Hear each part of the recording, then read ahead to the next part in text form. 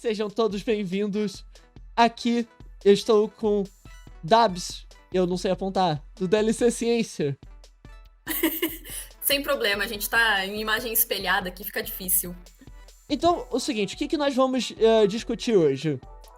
Saiu a série do Arcane, que, pra quem não conhece, Arcane é baseado num jogo não tão bom quanto a série, chamado League of Legends. Que, ao contrário da série, ele é um showroom de lixo tóxico. Mas como a gente não tem que jogar o jogo pra aproveitar a série, a gente pode discutir como a série trouxe a ciência pra uma discussão de como a ciência molda a sociedade, como a sociedade molda a ciência. Dabs, eu queria ouvir sobre você, o que você achou da série? O que você, além do papo científico, que é o que a gente veio aqui hoje, o que você achou do estilo? O LOLzeiro também, né? Porque é engraçado, aqui eu sou o anti-LOL, assim, sabe? Por mim, eu podia explodir a Riot e o mundo seria melhor. Enquanto eu tô falando com uma pessoa que já fez até cosplay de LOL, então imagina que goste alguma coisa. Sim. Cara, eu acho que eu jogo LOL desde 2012, 2013, óbvio, com grandes paradas, né, no meio desse tempo. Porque afinal de contas, que nem o pessoal falou, LOL só dá estresse pra gente. This shit. In this fucking room and everything went fucking bad. This shit, man. E o Arcane sendo logo a primeira tentativa deles de transformarem as histórias do jogo numa série, meu, que coisa bem feita, sabe? Não tenho o que falar, ele acerta tudo, desde o tipo de arte que é totalmente disruptiva, que é uma coisa totalmente nova sendo trazida, né? Aquele jeito de pintura, como eles trazem o picho pra dentro da arte, né? Então, arte de rua, eu acho muito legal. O roteiro, meu Deus, bate em tanto tema que é interessante, que dava pra gente fazer horas e horas de discussão e não teria explorado tudo, sabe? E os personagens estão cativantes demais. Pra quem acompanhou desde o surgimento deles no LoL, né? Pra quem viu o lançamento da Vi lá atrás, o lançamento da Jinx lá atrás, meu, é um sonho realizado. A série tá do caralho. Se vocês puderem, tentem assistir, tá muito bom. E aproveitem também para se aprofundar nesses temas que a gente falou que a série bate neles, né? Porque, meu, tá recheada de coisa boa. Eu acho que a parte que mais me deixou embasbacada, assim, foi aquela luta do Echo com a Jinx na ponte. Gente, se vocês não assistiram Arcane, para tudo e vai assistir. Para tudo não, fica aqui, terminou a discussão, vocês vão lá e se assistem.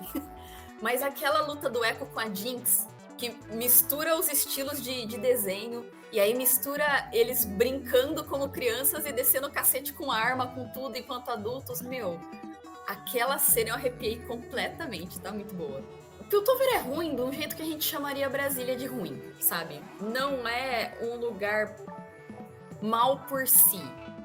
Mas pra Piltover existir da forma como ela existe, ela precisou se construir em cima da exploração de alguém.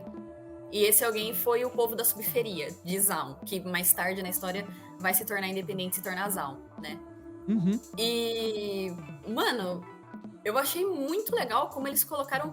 Eles não tiveram medo de colocar todas essas discussões dentro da série.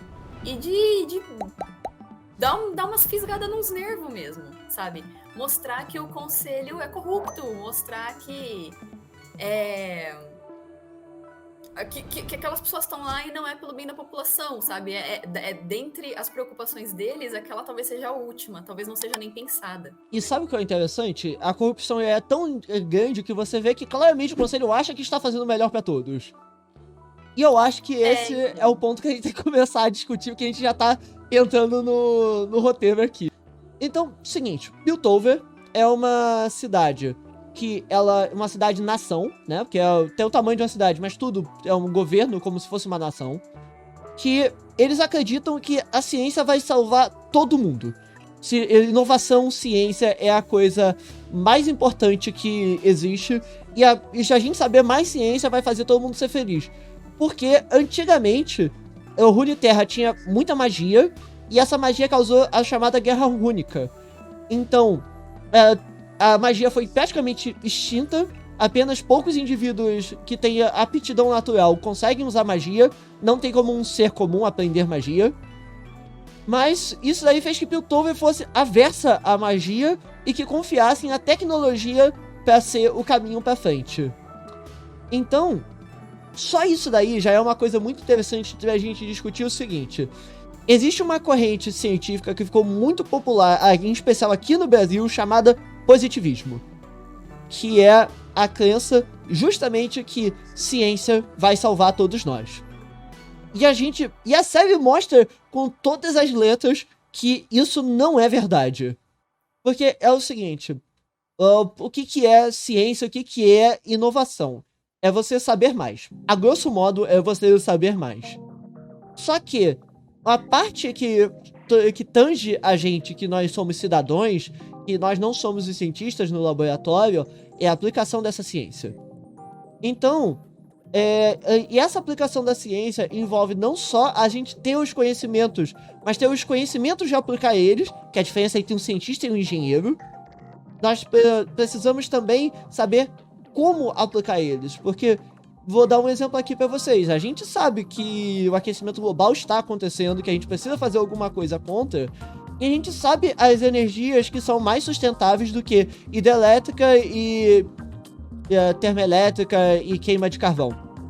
Só que, para a gente fazer uma mudança dessa, nós precisamos de um plano de governo que mude radicalmente toda a nossa estrutura econômica e de distribuição de energia para a gente chegar numa escala de emissão zero de gás carbônico.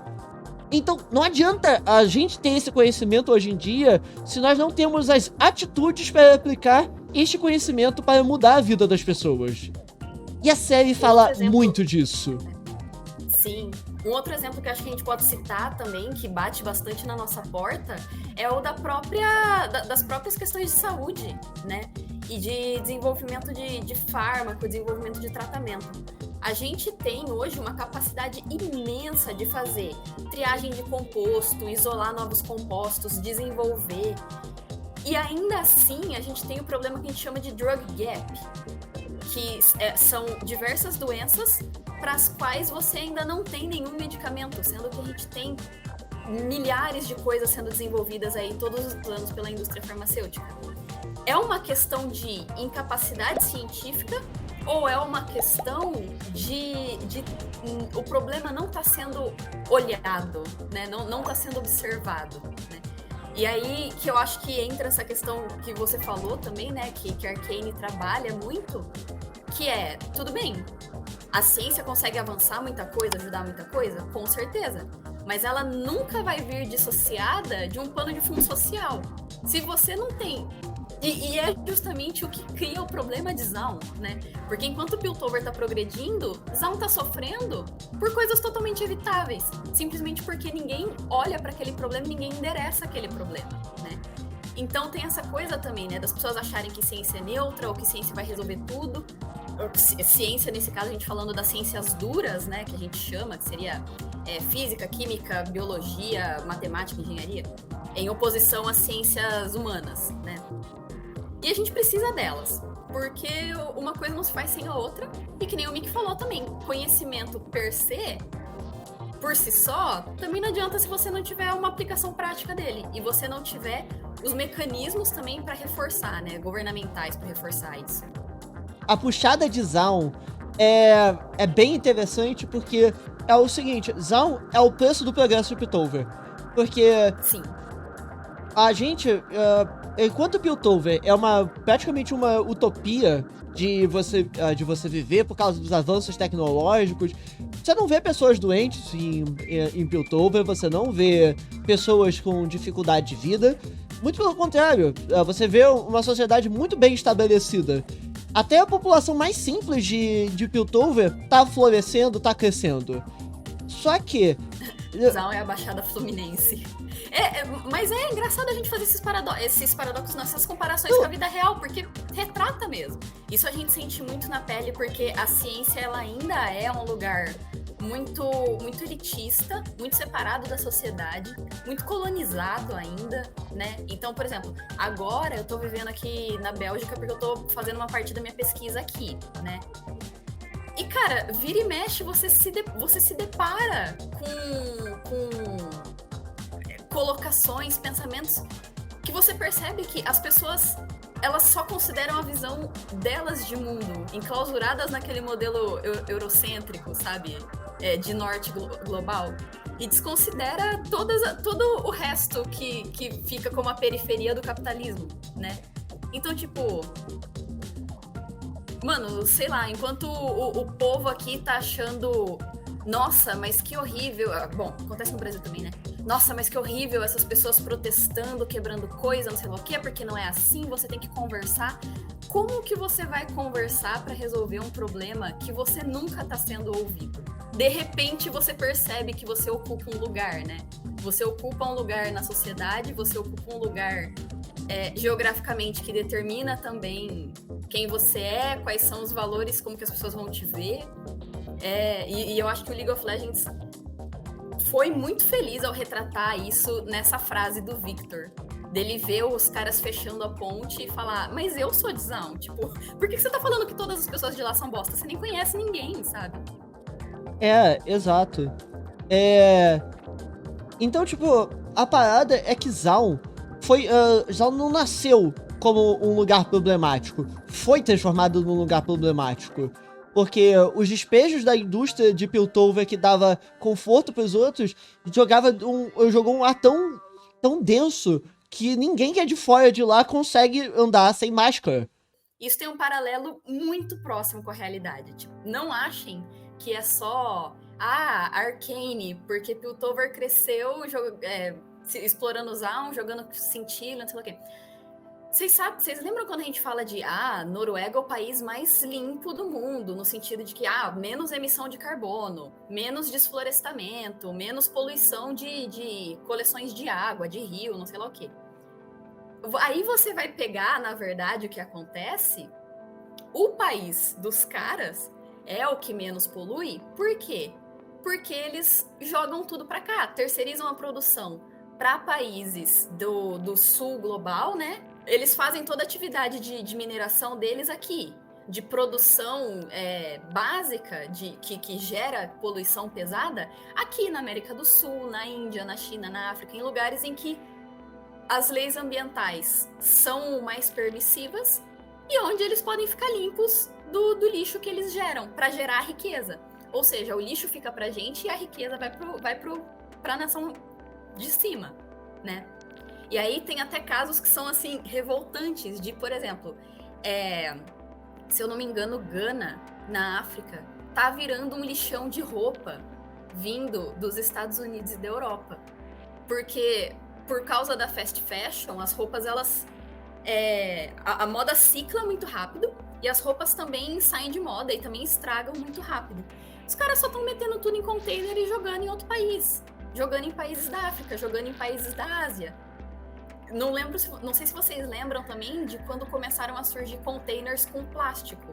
Simplesmente tacaram um monte de lixo dentro de container e mandaram pro Sudeste Asiático. E o pessoal ficou, o que é isso? Tipo, você acha que você pode simplesmente fazer isso, sabe? É revoltante. E acontece, é real, né? Você aplicar ciência ignorando os seus danos no mundo, você não vai criar um mundo melhor, você só vai criar desigualdade. E aí que entra o Jace, que é o segundo protagonista da série. Né? Que os primeiros protagonistas são a Powder e a Vi. O segundo é o Jace. O Jace, ele é de Piltover, mas ele não é do mais alto clero de Piltover. Ele é uma família de fabricantes, martelo. Então ele é uma classe média ou classe média alta. Então... ele pode...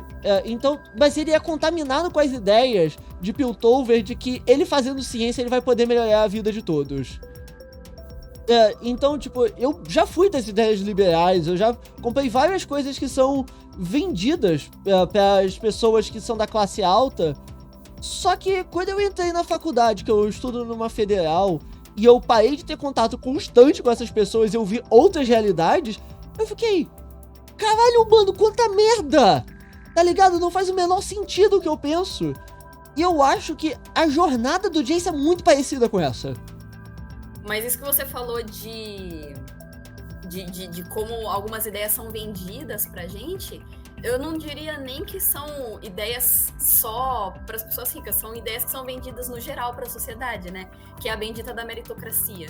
Quanto mais conhecimento, quanto mais formação você tiver, né? Mais você vai conseguir ter o domínio da sua vida, mais você vai conseguir ascender socialmente, né? Então tem também essa ideia do conhecimento como um grande abridor de portas. E essa é a visão do Victor. Então, só que quando você vai pro mundo real, e diversos estudos mostram isso, a gente entra naquela discussão difícil também, de que, cara, formação, querendo ou não, o lugar que você nasce, os contatos que você tem, ainda vão moldar majoritariamente o rumo que você vai ter na vida, sabe? Então, tipo, E é engraçado como você vê o Jace acreditando muito nisso, né? No início, com esse ideal revolucionário de não, vamos usar o conhecimento para mudar a vida das pessoas.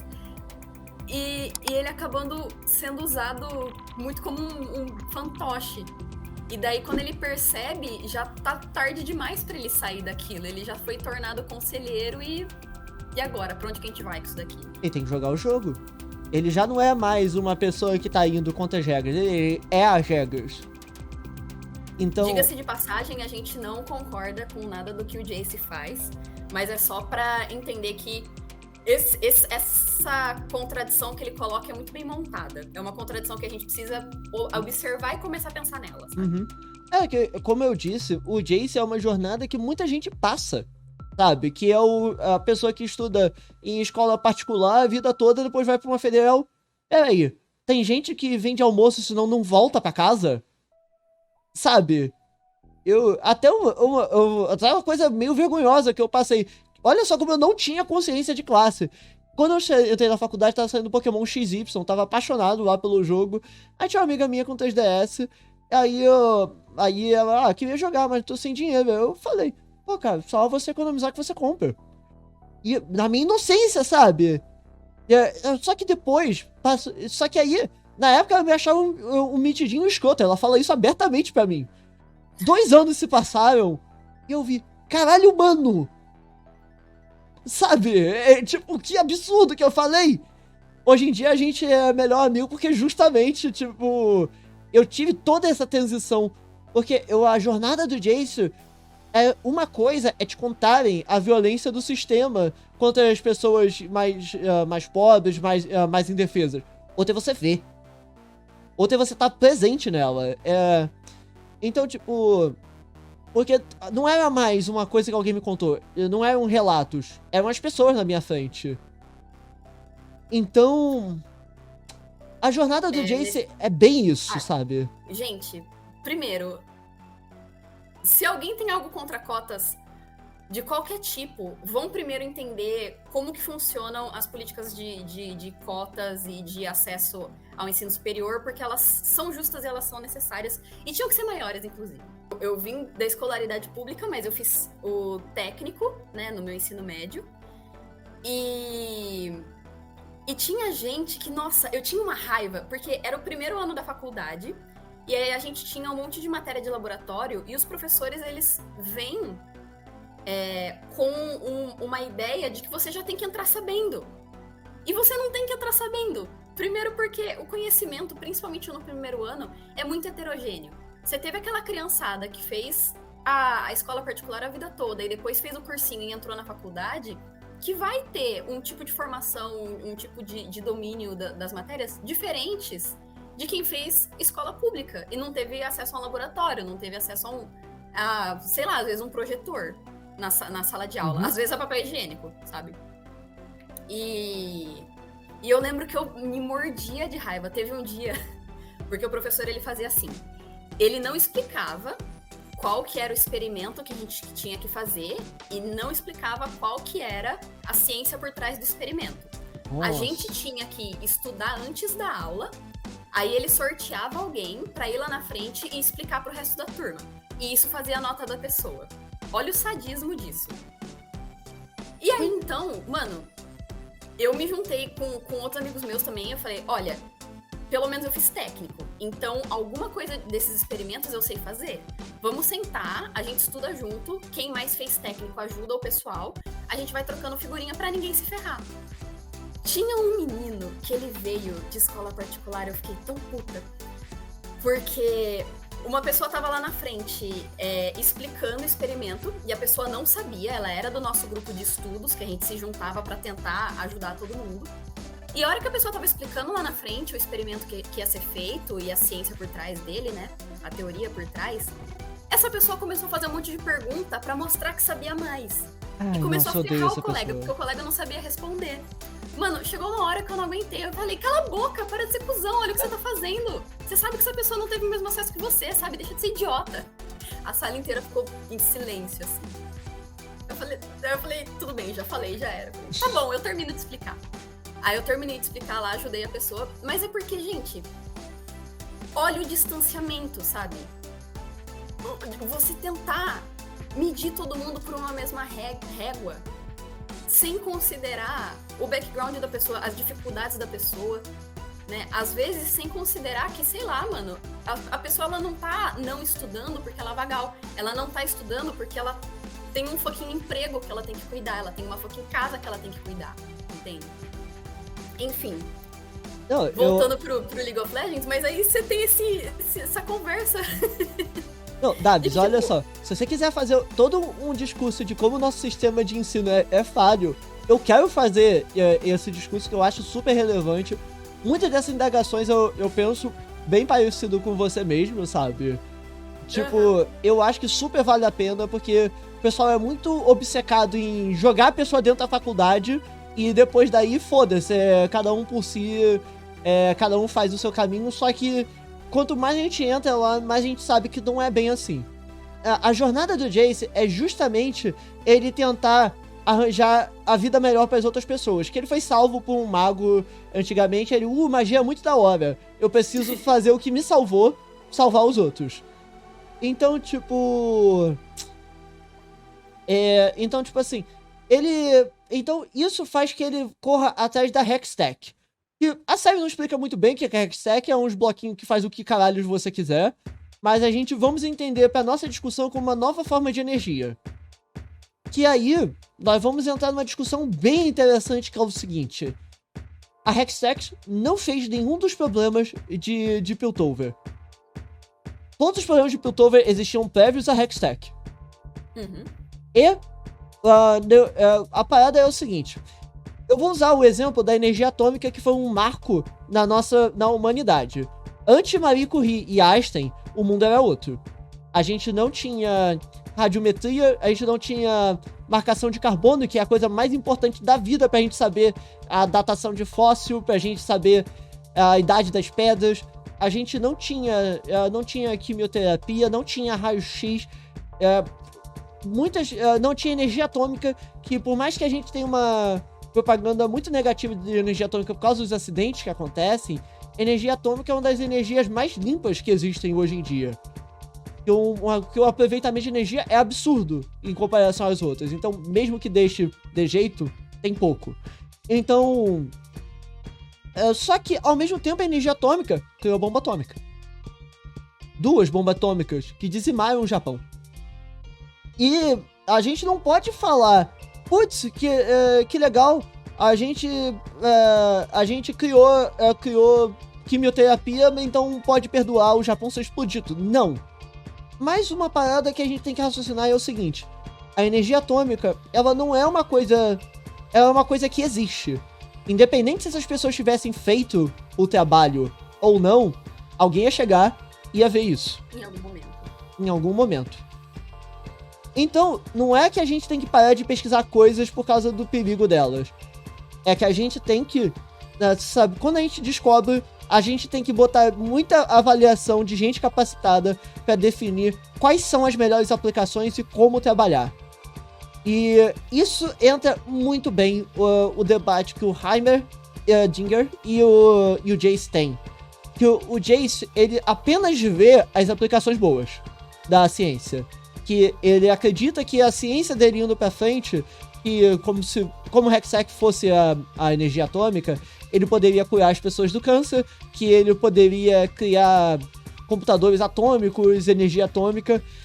Enquanto o Heimerdinger, ele é extremamente... ele é mais ainda apegado ao método científico, porque acho que o método científico não pode ser flexibilizado. Que porque ele tem medo dos usos ruins da magia que ele viu no passado, como na nossa comparação é a bomba atômica, ele acha que aquilo não pode ser trabalhado de jeito nenhum, que vai trazer a ruína.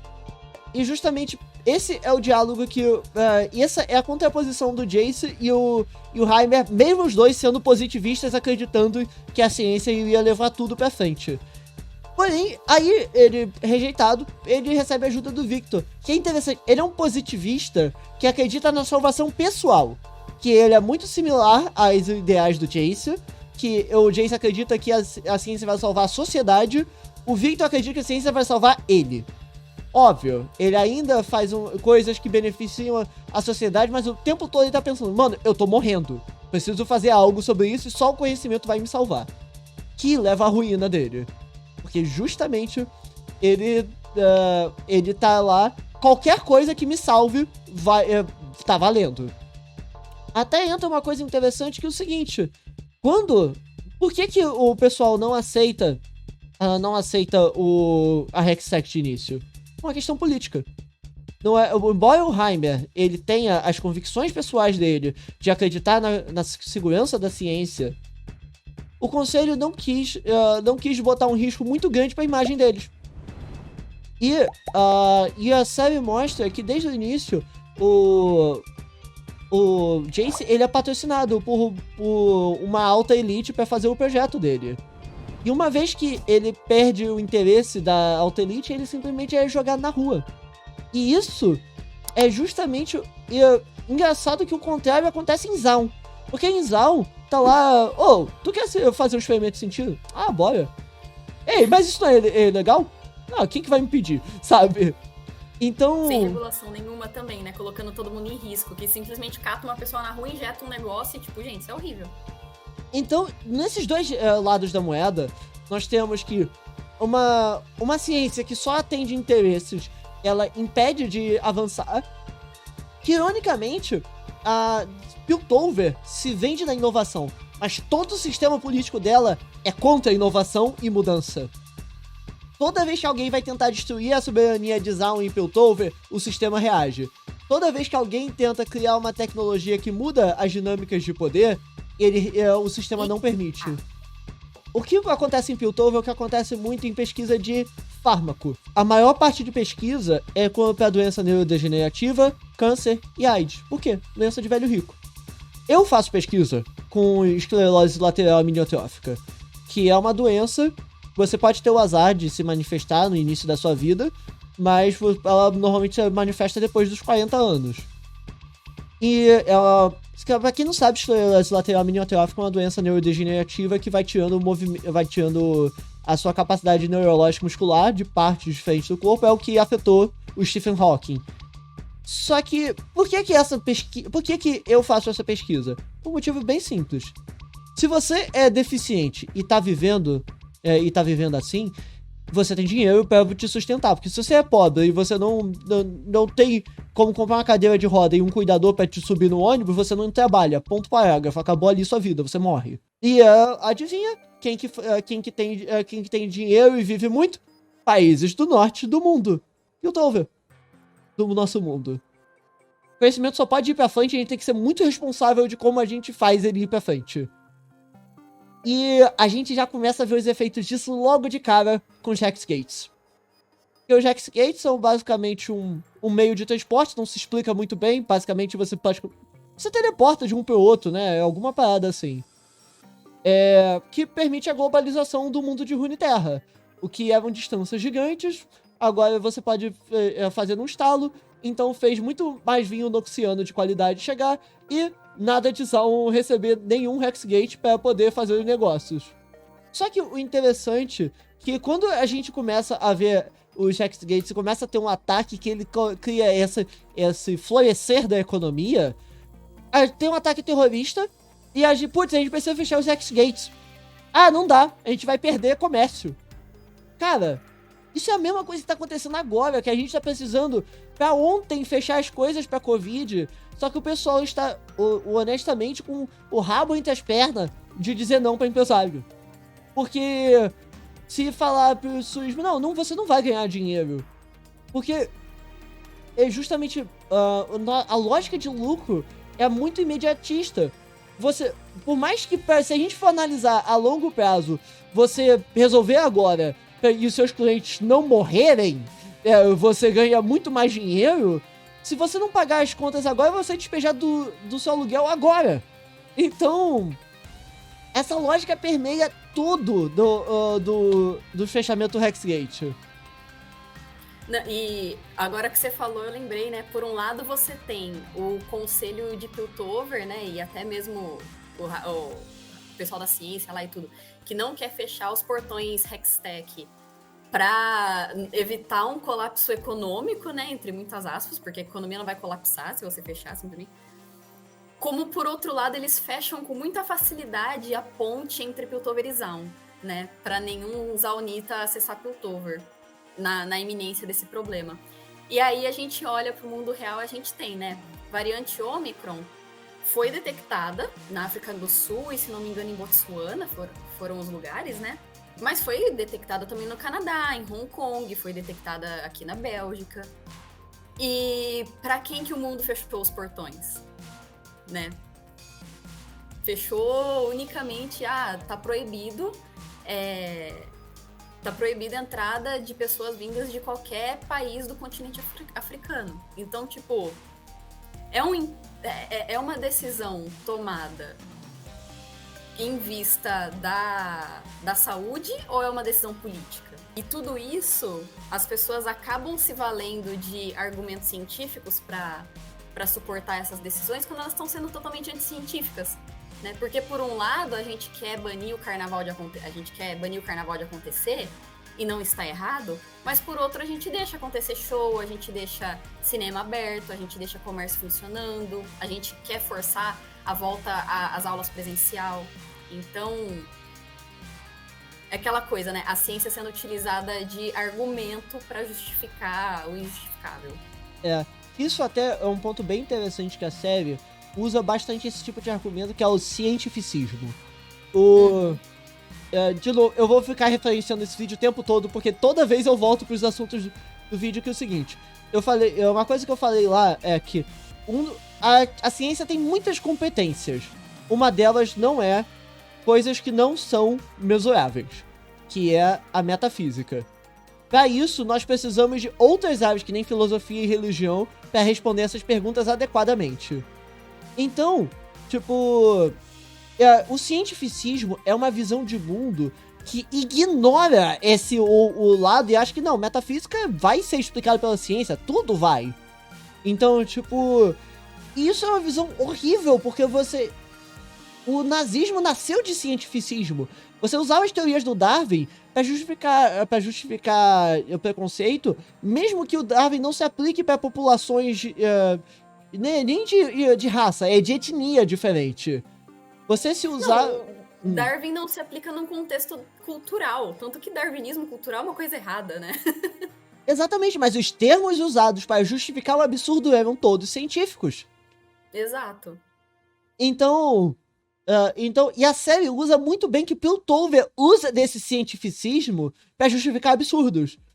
É aquela coisa, né? Tinha que ter um conselho mais diverso em Piltover, tinha que ter representantes de Zaun, tinha que ter um bom aparato social, cientistas sociais ali lidando com a situação, pontando na cara da galera que tava errado. Aquele conselho lá tava tudo errado. Você quer falar do Echo agora? Podemos fazer. E foi um momento da série que eu amei, que é quando o Heimerdinger, né? Eu gosto de chamar ele Raimundinho. Ele é expulso do conselho, né? Ele tem aquela aposentadoria forçada dele, pra ele não tomar mais decisões, não ter mais a voz dele ouvida no conselho. E aí ele decide ir pra Zaun, oferecer o conhecimento dele finalmente, né? Pra ajudar as pessoas. E quando ele chega lá embaixo, ele se depara com o Echo, E o Echo tem aquele santuário que ele constrói para acolher pessoas de rua. E aí o Raimundinho pega ali o hoverboard, né? Aquele skate voador lá do Echo. E ele fala, né, que, ai, nossa, um dispositivo de transporte, não sei lá o que, lá. Mas por que ele foi construído nessa forma? É a forma menos eficiente dele. E daí o Echo vira e fala, mas eu não construí para ser eficiente, eu construí para ser legal. As pessoas não precisam só ter o necessário para sobreviver, as pessoas precisam viver. E ele mostra pro Raimundinho que, mesmo dentro de todo aquele ambiente de Zaun, as pessoas criam, as pessoas se desenvolvem, as pessoas buscam mais, né? E eu achei essa uma representação fodida de boa daquela velha máxima que a gente tem uma música brasileira incrível, que é aquela: a gente não quer só comida, a gente quer comida, diversão e arte. Porque se fosse para você fazer tudo da forma mais eficiente, você ia estar dando ração de merenda na escola, como foi tentado fazer no estado de São Paulo. Eu acho que é interessante eles... Porque isso foi o processo que o Heimerdinger, pelo cientificismo e positivismo dele, além de ele não ter a experiência da vivência normal do ser humano, dele já estar acostumado com o ciclo da nossa vida ser muito curta, ele é uma visão tão desapegada da vivência humana que literal, ele teve que ser acertado na cara por um skate pra perceber: meu Deus, as pessoas têm direito à dignidade de vida com a minha ciência. Exato. E isso é até interessante, porque o Heimerdinger, ele é o espelho do Singed. Só que eles são dois opostos. Ambos são a crença que ciência por ciência. Vamos fazer ciência porque a ciência precisa de avanço. Só que o Singed é o cara que você chega lá: ô, mano, eu preciso fazer esse experimento. Beleza. Não tem ética, não tem nada, não tem preocupação. Tanto que, tipo, a gente volta lá, tipo, todos os problemas da série, em algum ponto o Singed apareceu aí.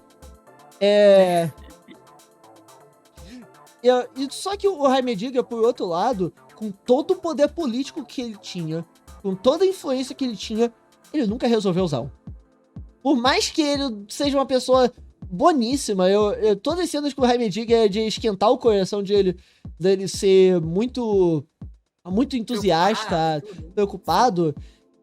Por ele não ter apego à humanidade, ele não consegue salvar as pessoas.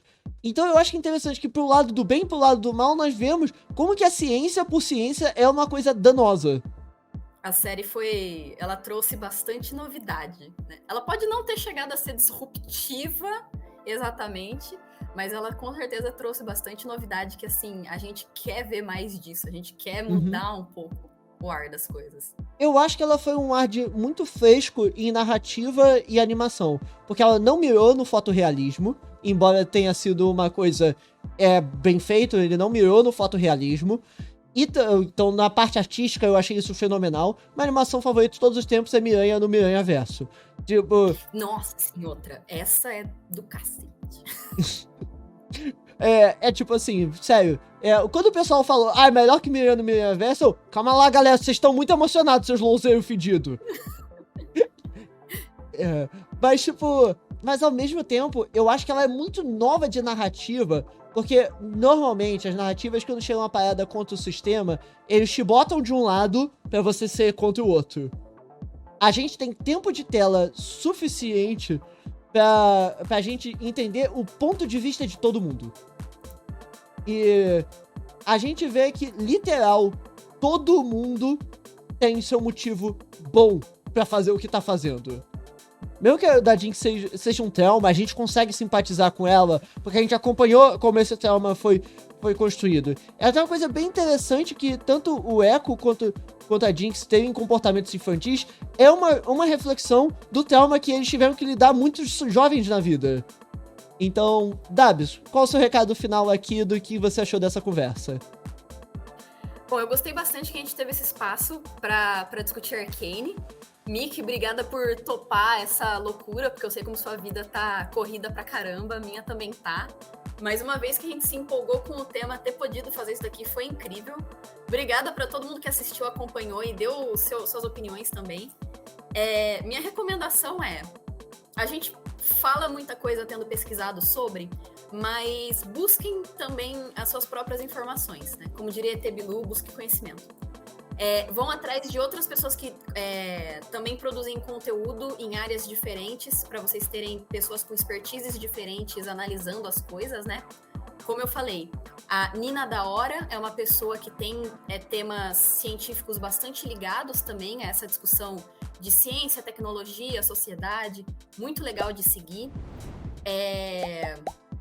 Ela é o nome mais marcante para mim no momento. A Mirelle, na questão da psicologia também, para poder entender esse outro aspecto. E, gente, ET Bilu, eu falei, ET Bilu, ele vai estar lá na minha tese, escritinho, busquem conhecimento. Porque é isso. Acho que a gente tem que se apaixonar mesmo e tem que ir atrás mesmo. E discutir cultura pop junto com ciência, porque é legal. Em algum lugar eu vou botar um vídeo recomendado pra você. E em algum lugar vai ter o vídeo mais novo. Se inscreve no canal, eu não sei apontar, é nóis.